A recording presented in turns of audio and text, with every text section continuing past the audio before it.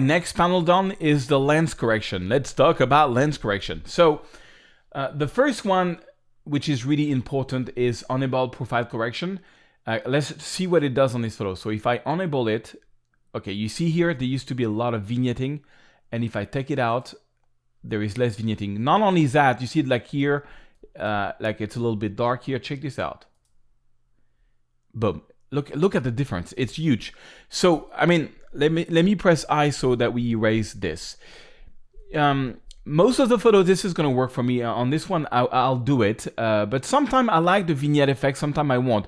But it not only takes care of the vignette effect, but also what we call like a bit of a barrel effect. Basically, it's going to define that this was shot with a Sony FE. So FE is basically a different type of lens attachment. So FE is a full frame lens attachment for Sony.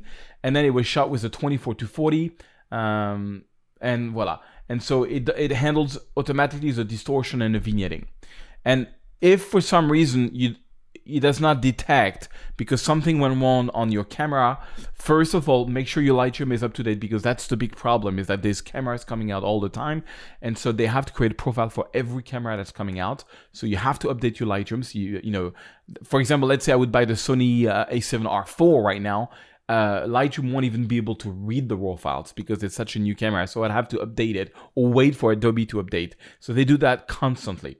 And so that's what the profile is for. You can also, you know, try to select your own, you know, brand and model and everything, and, you know, find it by yourself, because every camera and every lens has a profile.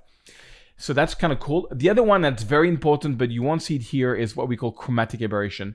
I don't have any in this photo, but basically, you know, honestly, chromatic aberration, you really have this issue when you shoot straight into the sun with like a bit of an older lens and a bit of an older camera. Lenses are getting so good now that I hardly see any chromatic aberration on any of my photos. But in case you see, basically what there are is like little red and green fringes around the photo, you just click on it and you're good, okay? There is some manual settings that I'm not gonna go into right now, which is mostly for the distortion of the photo here.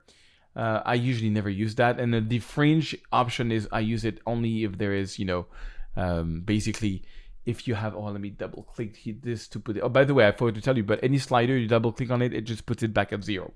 Okay, but now let's say here, one thing that's important.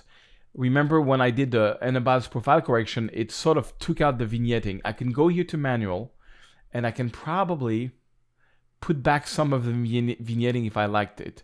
But the way the vignette does, it's very cornered, and I don't really like that, so I never do that. I'll show you how I do it on a later video.